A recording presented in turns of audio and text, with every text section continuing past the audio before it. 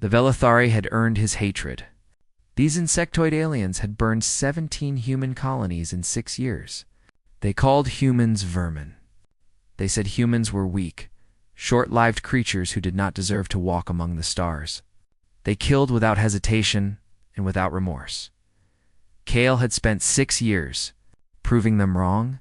His name appeared in Velithari fleet records as the Harvester. He had destroyed more of their ships than any other human commander. He had led strike teams into the hearts of their vessels and walked out covered in their blue blood. Young Velithari soldiers whispered his name like a curse. Older ones checked their sensors twice when entering any system where he might be hiding. He was not a large man.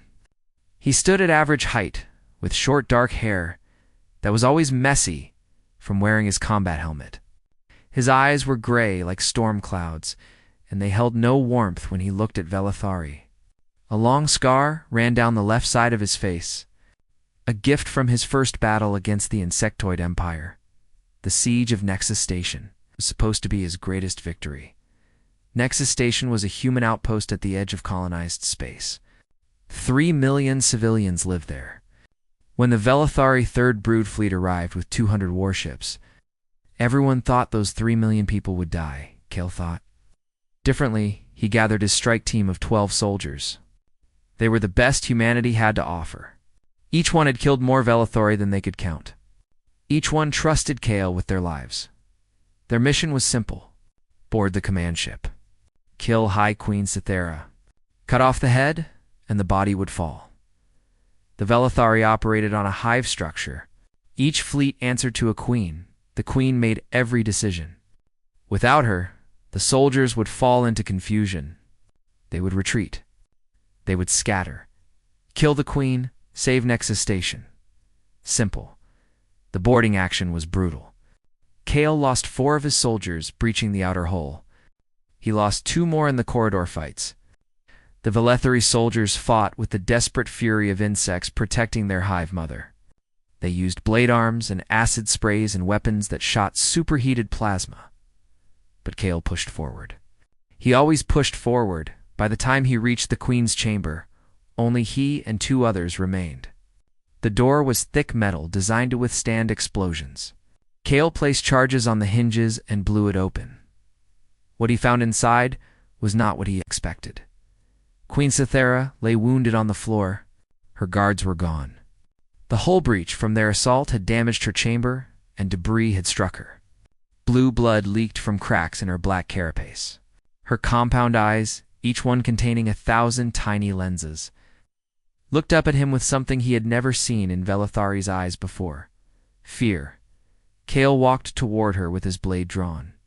The weapon was made of hardened steel with an edge that could cut through Velithari armor. He had killed 6 queens with this blade. Cythera would be the 7th. He stood over her. She did not beg. Velithari queens never begged. But she did speak.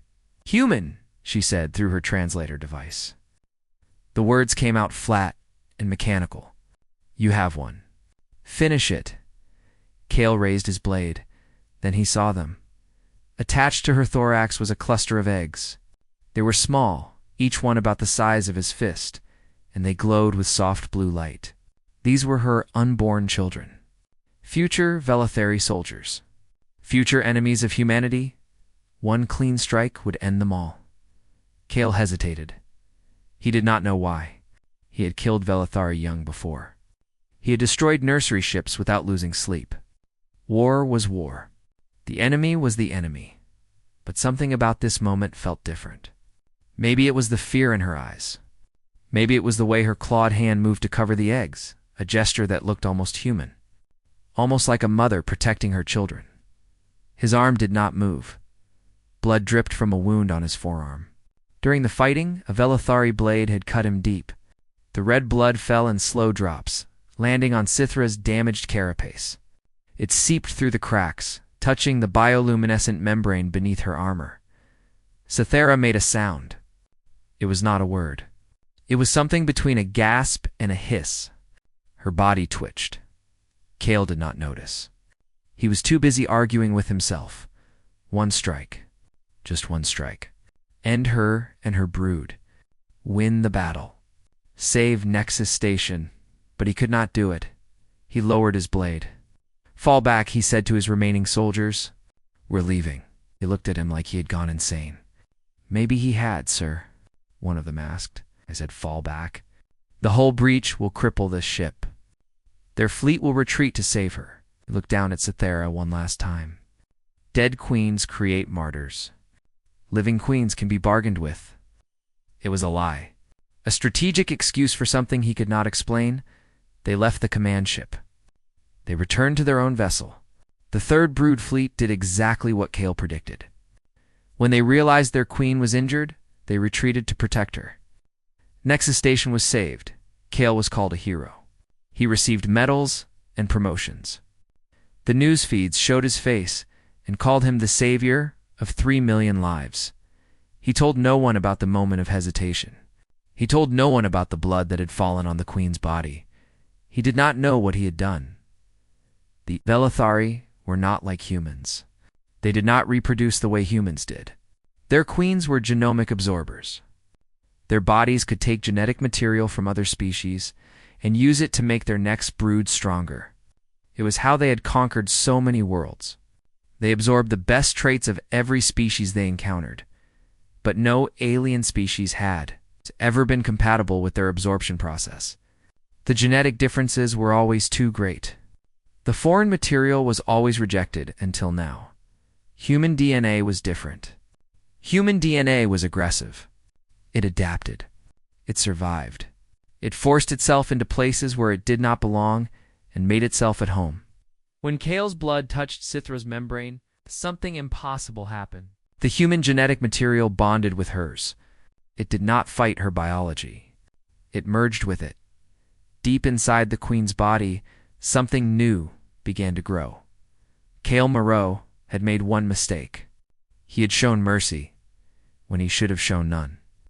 In that single moment of hesitation would change the course of the entire war. He just did not know it yet. 3 months passed after the siege of Nexus Station. The war continued, but something strange was happening. The Velithari Third Brood fleet had vanished. After retreating to save their wounded queen, they disappeared into the deep reaches of space. No human scout could find them. No signal could locate them. Then came the message that changed everything. The Velithari Empire requested a diplomatic envoy. This had never happened before. In 6 years of war, the insectoid aliens had never once asked to talk. They only attacked. They only killed. They only burned. But the message was clear, and it carried the seal of a queen. The demand was specific. Send the one called Harvester. Send him alone. No ships, no weapons, no tricks. Terran Command gathered in their war room to discuss the message. Admirals and generals argued for hours. Some said it was a trap. The Velithari wanted to capture humanity's greatest warrior and execute him publicly. Others said it might be real. Perhaps the insects were finally ready to discuss peace. Kale sat in the corner and said nothing. He knew this was connected to what he had done. He could feel it in his bones. Intelligence officers brought new information. Their spies had intercepted Velithari communications from inside the Empire. The messages were chaotic and confused, but one fact was clear. Queen Cythera had been exiled. The Brood Council, which ruled over all Velithari queens, had declared her a heretic. She was cast out, stripped of her fleet, and condemned to die. The reason for her exile was not clear. The communications mentioned something about contamination, something about impurity, something about an abomination. Kale's blood went cold. He volunteered to answer the summons. Terran Command did not want to send him, but he insisted. He would go alone. He would find out what was happening. He would face whatever was waiting for him. His shuttle carried him across the border into neutral space. The coordinates led to a barren moon orbiting a dead star. Nothing lived there. Nothing could live there. It was a perfect place to hide or a perfect place to die. Kale landed his shuttle on the gray surface of the moon. His sensors detected a small structure built into the rock. Heat signatures showed 7 life forms inside. One of them was much larger than the others. A queen. He walked toward the structure with his hand on his sidearm. He had agreed to come alone, but he had not agreed to come unarmed. If this was a trap, he would make them pay dearly for it. The door opened as he approached.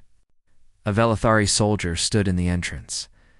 This one was different from the soldiers Kale had fought before. Its movements were hesitant. Its blade arm stayed folded against its body in a gesture of submission. "The queen waits for you," the soldier said through its translator. "Follow." Kale followed. The structure was small and poorly built. It looked like it had been assembled quickly from salvaged parts. The walls were thin. The lights flickered. This was not a military base. This was a hiding place. The soldier led him to a central chamber. And there she was. Queen Sithara stood in the middle of the room. But she was not the same creature Kale had seen 3 months ago. Her carapace had changed.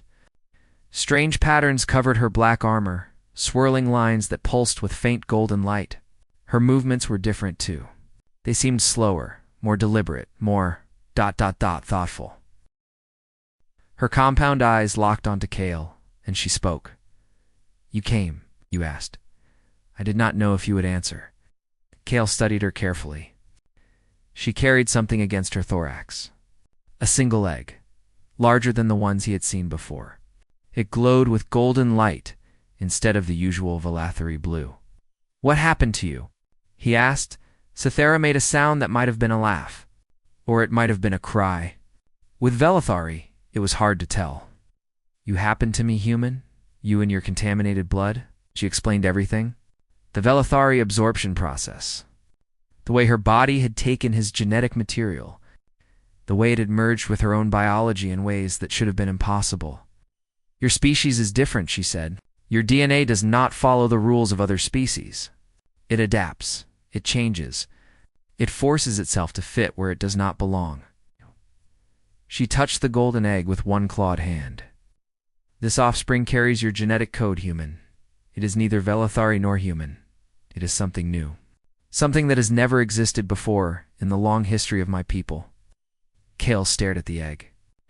Inside that shell, a creature was growing. A creature that was part him. Council discovered what had happened, Sithara continued. "They declared the offspring an abomination. They said I had betrayed my species by allowing human contamination into my body. They stripped me of my rank, my fleet, my honor. They exiled me to die.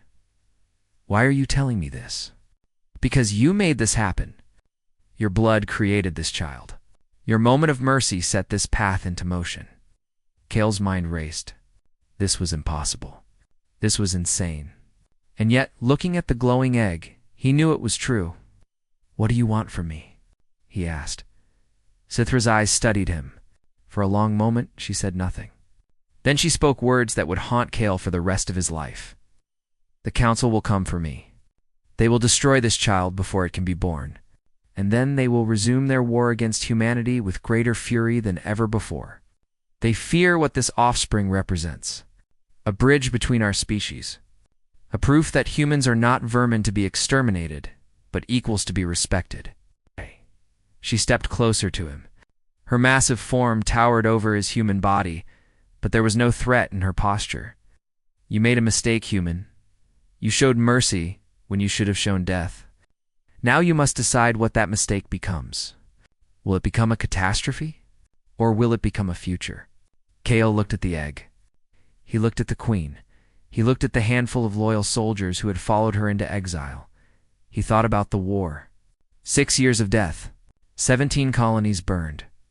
Millions of humans killed. And for what? The Velethari would never stop. They would keep fighting until one species destroyed the other. Unless something changed. Unless someone changed it.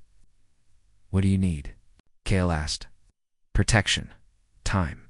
A chance for this child to be born. And if I help you." "What happens then?" Sithara touched the egg again. Her voice was soft. Almost tender. "Then we see what happens when two enemies create something together. We see if war can become something else." Kale closed his eyes.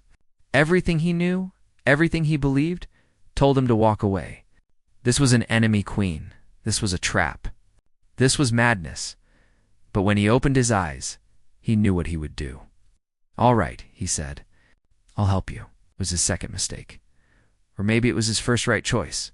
He would not know for certain until the end. Word spread like fire through the stars. Within 2 weeks, both the Velithari Empire and Terran Command knew the truth. The Harvester had betrayed humanity. He was protecting an enemy queen. He was guarding an abomination that threatened to corrupt both species at least. That was how the authorities told the story. Kale did not care about stories. He cared about survival. Getting Cythera off the barren moon was the first challenge. Her loyal soldiers numbered only 6, and their ship was barely functional. Kale contacted an old friend, a smuggler named Chen who owed him several favors. Chen arrived with a cargo freighter that had been modified for speed and stealth. "You've lost your mind," Chen said when he saw the queen. "Completely lost it," probably Kale agreed. "Will you help anyway?" Chen looked at Cythera. He looked at the glowing egg she carried. He shook his head slowly. "My grandmother used to say that helping fools was good luck. She was probably wrong, but let's find out." I ran. The first Velithari Purifier fleet found them in the Kessler Nebula. These were elite hunters, fanatics dedicated to preserving the purity of their species. They viewed the hybrid child as a disease that needed to be burned away. They viewed Cythera as a traitor worse than any enemy. Kale had fought purifiers before. They were good, very good. But they had never fought him while he was protecting something he cared about. The battle in the nebula lasted 12 hours. Chen's freighter was not designed for combat, but Kale knew how to use every advantage. He hid in gas clouds. He used asteroid fields as shields. He led the purifiers into dangerous zones where their larger ships could not follow. In the end, they escaped. But the freighter was damaged, and 2 of Cythera's soldiers were dead. "They will not stop," Cythera said, as Chen worked to repair the engines. "The Council has ordered my death. Every purifier fleet in the Empire will hunt us." "Then we keep moving," Kale replied. Moving meant staying 1 step ahead of enemies on all sides. The Velithari wanted them dead. But so did certain humans. Terran intelligence sent Black Ops teams to capture or kill the hybrid. To them, the child was not a bridge between species. It was a potential weapon. If they could control it, they could use it against the Velithari. If they could not control it, they would destroy it. Kale received a message from his former commanding officer, Admiral Stevens. The message was short and cold. "Come home, Commander. Bring the Queen and the specimen. You will be pardoned for your actions. The asset will be studied and utilized for the good of humanity." Gale deleted the message without responding. He knew what studied meant. He knew what utilized meant. He would not hand over the child to people who saw it as a thing instead of a life. Months passed. The freighter became a prison and a home. Kale and Cythera spent long hours together in the cramped corridors, learning to understand each other. Cythera was changing. The human DNA in her system was doing more than creating a hybrid child. It was altering her brain. Neural pathways that her species had engineered away thousands of years ago were reopening. "I feel things now," she told Kale one night. They sat in the cargo bay watching the stars through a small window. "Emotions that have no names in my language. Doubt, regret, hope. Those are human feelings," Kale said. "Yes, your blood carries them. It infected me with your capacity for chaos." She paused. "It is uncomfortable, but also fascinating." Ow. "Welcome to being human." Cythera made the sound that Kale had learned was her version of laughter. "You are a terrible species, human. You burn bright and die fast. You fight among yourselves. You destroy as much as you create. It's true. And yet you also love. You hope, you build things that will outlast your short lives. You believe in futures you will never see."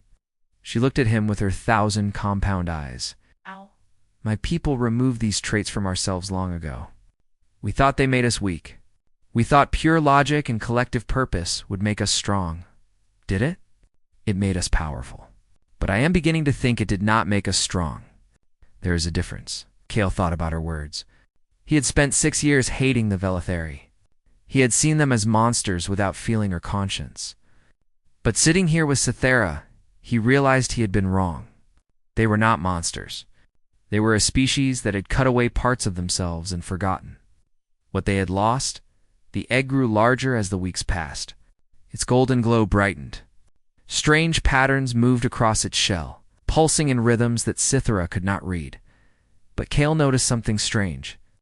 When he spoke near the egg, the patterns responded. They moved faster. They glowed brighter.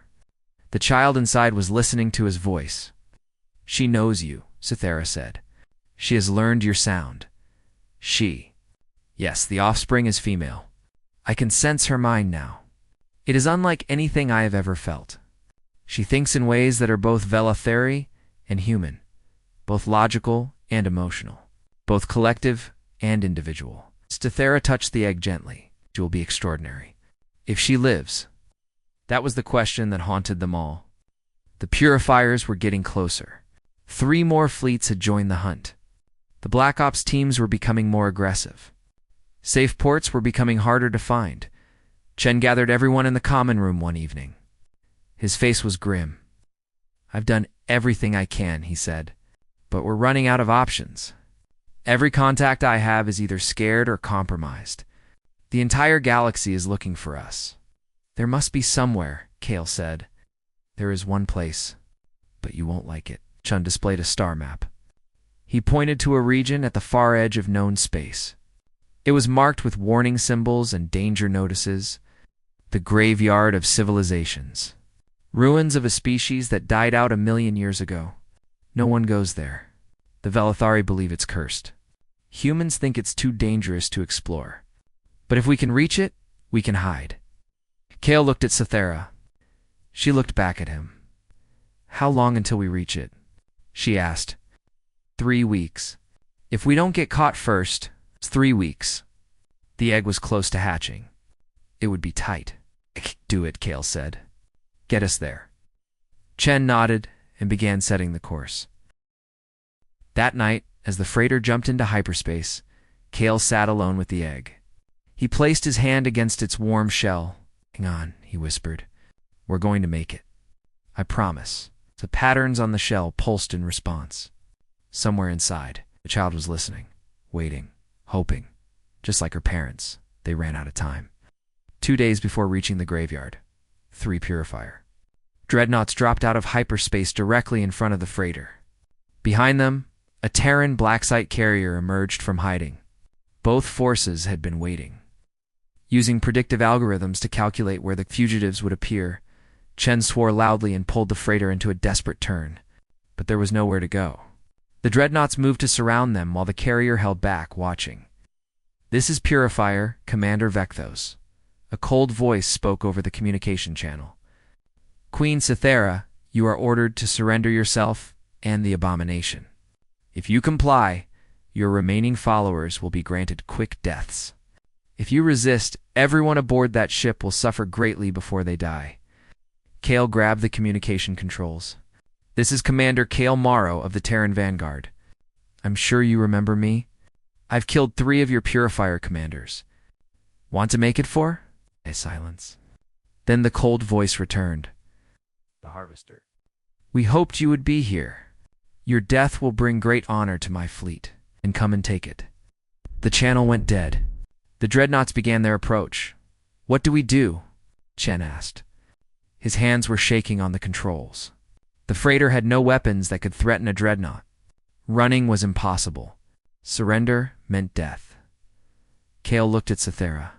The queen was holding the egg against her body. The shell was cracking. Golden light spilled through the fractures. The child was coming. "We need to get to that planet," Cale said, pointing to a nearby world. It was a dead rock, but the ruins of the ancient civilization covered its surface. If we can reach the ground, we can hide in the structures. Make them fight us on foot instead of in space. They'll shoot us down before we get close. Chen said, "Not if we give them something else to worry about." Cale turned to the 4 remaining Velithari soldiers who had stayed loyal to their queen. They stood silently, waiting for orders. "I need volunteers for a suicide mission," Cale said. "Someone has to take the shuttle and draw their fire while the freighter breaks for the planet. One of the soldiers stepped forward. His name was Keth, and he was the oldest of the group. His carapace was scarred from 100 battles. "I will go," Keth said. "My queen, it has been an honor." Cythera touched his armored shoulder. "You will be remembered, Keth. When the child learns our history, she will know your name." Keth bowed his head, then turned and walked to the shuttle bay without looking back. The next few minutes happened quickly. Keth launched the shuttle and immediately began broadcasting signals designed to confuse the Purifier's targeting systems. The dreadnoughts turned to intercept him, their weapons lighting up the darkness of space. Chen pushed the freighter's engines to maximum. The damaged ship groaned and shook, but it moved. They dove toward the planet's atmosphere while explosions bloomed behind them. Keth's shuttle lasted almost 2 minutes. It was longer than anyone expected.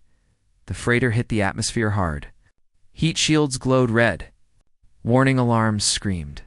Chen fought the controls, aiming for a flat area between the ancient ruins. They crashed more than landed, the ship sliding across dead rock and slamming into the wall of a massive structure. Everyone survived, barely Kale.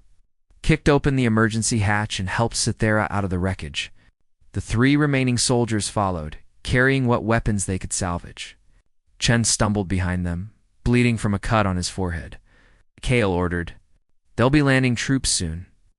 They ran into the ruins. The ancient structures rose around them like the bones of giants. The species that built them had been dead for 1,000,000 years, but their cities still stood. Towers reached toward the gray sky. Bridges connected buildings that had no names. Everything was made of a dark metal that absorbed light and sound. Kale found defensible position in what might have been a temple. The walls were thick. There was only one entrance. If they had to make a last stand, this was the place. Cythera collapsed against a wall. The egg was cracking faster now. The golden light was almost blinding. "She was coming," Cythera said. Her voice was strained. "I cannot stop it. She is ready." "Then let her come," Kale said. "We'll protect her." Outside, they heard the sound of Purifier dropships landing, dozens of them. Maybe hundreds. The hunters had arrived. Kale checked his weapons. He had a rifle with 50 rounds, a pistol with 20, and his blade. The Velithari soldiers had their traditional weapons and acid sprayers. Chen had a shotgun he barely knew how to use, against an army of purifiers. It was nothing, but it was what they had. The first purifiers reached the temple entrance 20 minutes later. Kale killed 4 of them before they could react. The Velithari soldiers killed 3 more. The purifiers fell back, surprised by the resistance. "Hey, we'll bring heavier weapons," one of the soldiers said. "We cannot hold forever." "We don't need forever," Kale replied. "We just need long enough." Behind him, the egg cracked open. Kale turned and saw something he would never forget. The child emerged from the shell in a flood of golden fluid. She was small, about the size of a human infant, but she was not human. She was not Velithori. She was something entirely new. Her skin was iridescent, shifting colors like oil on water. Her eyes were compound like her mother's, but they burned with warm amber light instead of cold blue. She had 4 arms like a Velithari, but her hands had fingers instead of claws. And when she looked at Kale, there was awareness in her gaze, intelligence, understanding. She was beautiful. Cythera lifted the child gently. The new mother made a sound that was unmistakably joy. "She is perfect," Cythera whispered. The child opened her mouth and made a sound. Not a cry like a human infant. Not a hiss like a Velithari larva. Something in between. Something new. Then she did something impossible. She spoke. Not in words. Not in sound. She spoke in feeling. A wave of emotion pulsed outward from her tiny body. It passed through Kale like warm water. It passed through Cythera and Chen and the loyal soldiers. It passed through the walls of the temple and spread outward into the ruins. The feeling was simple. It was pure. It was the most basic truth a living being could express. I am here. I am alive. I am not your enemy. Outside, the purifiers had regrouped. Commander Vecthos led them personally, his ceremonial blade raised high. 100 soldiers stood behind him, ready to storm the temple and end the abomination. Then the wave hit them. The purifiers stopped. Every single one of them froze in place. For the first time in their lives, they felt something other than duty and hatred. They felt the child's presence. They felt her hope. They felt her desire to live. And something deep inside them, something that their species had buried for 10,000 years, began to wake up. Vecthos stared at the temple entrance. His blade trembled in his claws. What? "What is this?" he whispered. Calais stepped out of the temple with his weapons raised. He stood alone in the entrance, blocking the path to the child. "That," he said, "is the future. And if you want to destroy it, you'll have to come through me first." Vecthos looked at the human. He looked at his soldiers. He looked at the blade in his own hands. And for the first time in his life, a purifier hesitated. The standoff lasted 6 hours. 100 purifier soldiers stood frozen in the ancient ruins. Their weapons were ready.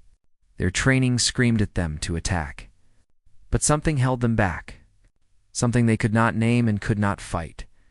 The child's presence filled the air like music. Her empathic broadcast touched every Velethari mind within a mile. It did not control them. It did not force them to do anything. It simply made them feel. For soldiers who had been raised from birth to feel nothing, this was more terrifying than any weapon. Kale stood in the temple entrance and watched them struggle. He had fought Velethari for 6 years. He had killed hundreds of them. He had seen them charge into certain death without fear. But he had never seen them like this. They were afraid. Not of him. Not of death. They were afraid of themselves. Commander Vecthos stood at the front of his soldiers. His blade was still raised, but his arm was shaking. Kale could see the conflict in his compound eyes. "What have you done to us?" Vecthos demanded. "What trick is this?" "No trick," Kale replied. "She's not attacking you. She's just ... existing. You're feeling her emotions. Her hope, her desire to live, that's all. That is impossible. We do not feel. Feelings were removed from our species generations ago. Removed. Not destroyed. She's waking up what was always there." Vecthos lowered his blade slightly. His soldiers watched him, waiting for orders. But the orders did not come. Inside the temple, Cythera held the child close. The tiny hybrid had stopped her empathic broadcast, but remained connected to every Velethari nearby. She could sense their confusion, their pain, their awakening, their breaking, Cythera said quietly.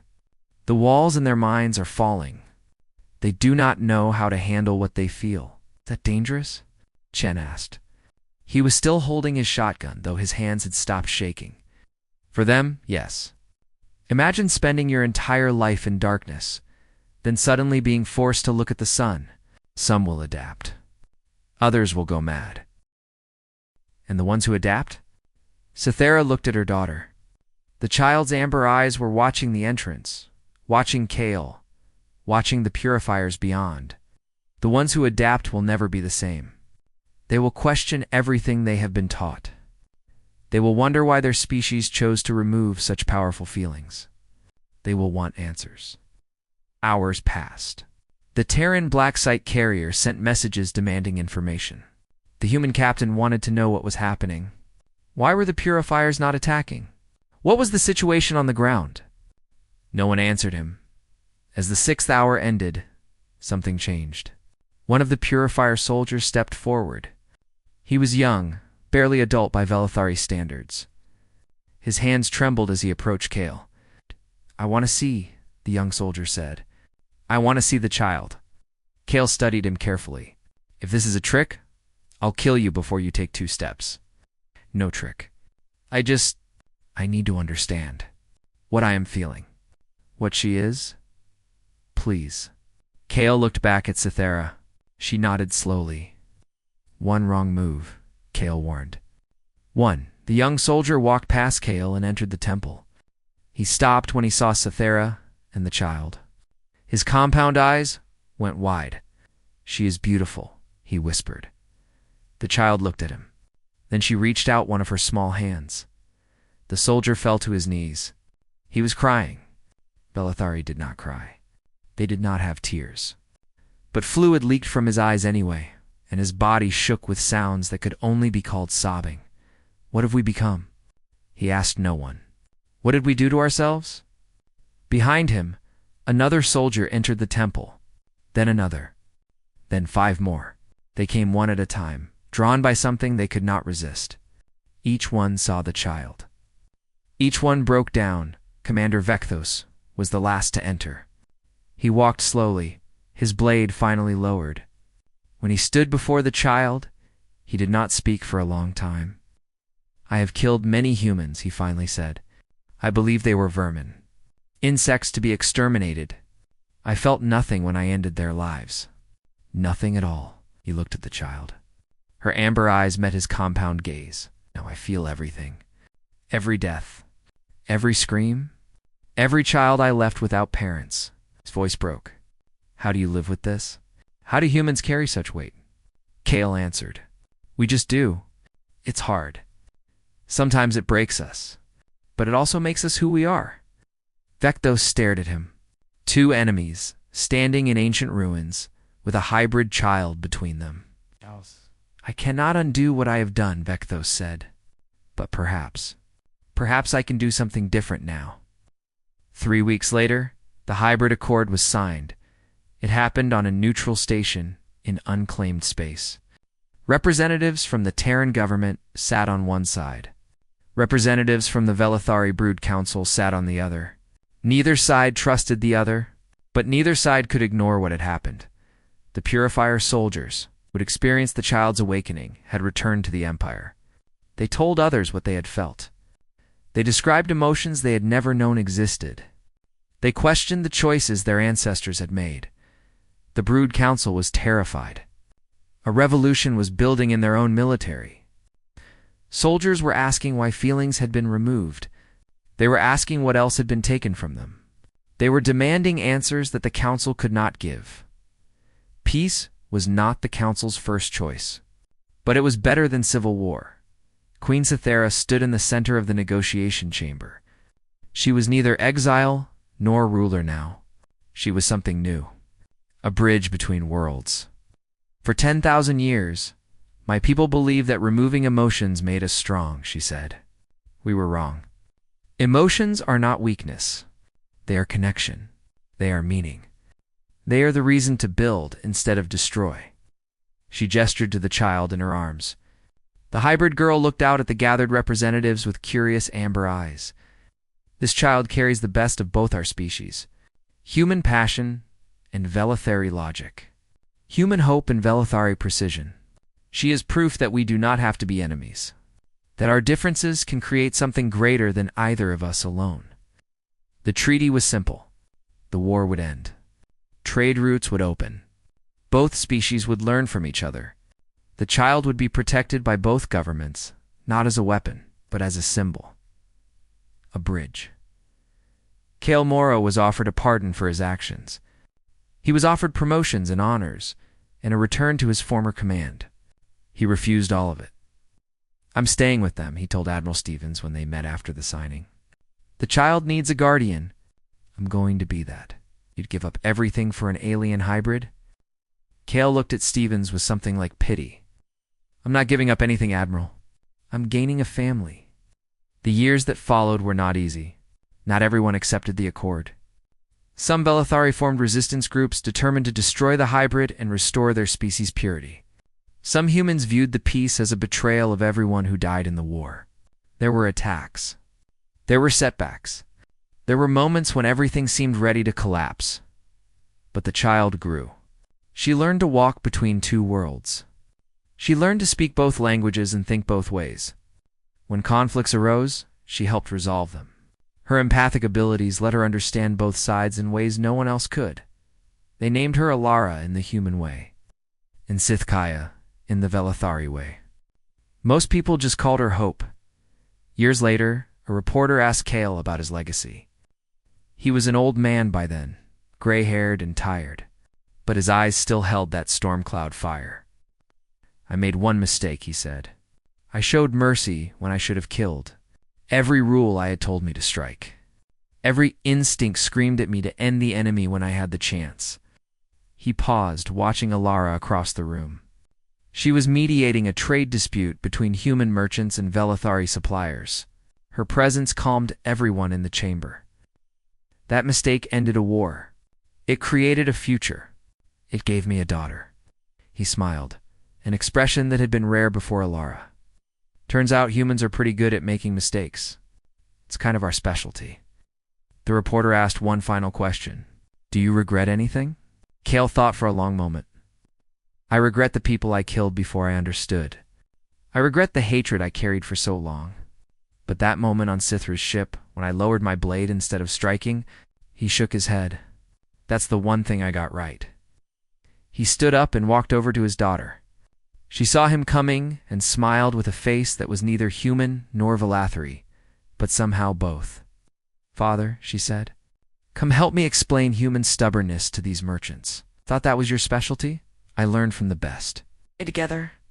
The human warrior and his impossible daughter walked into the crowd. Behind them, two species that had once tried to destroy each other worked side by side. It was not perfect. It was messy and difficult, and constantly on the edge of falling apart, but it was hope. And sometimes that was enough.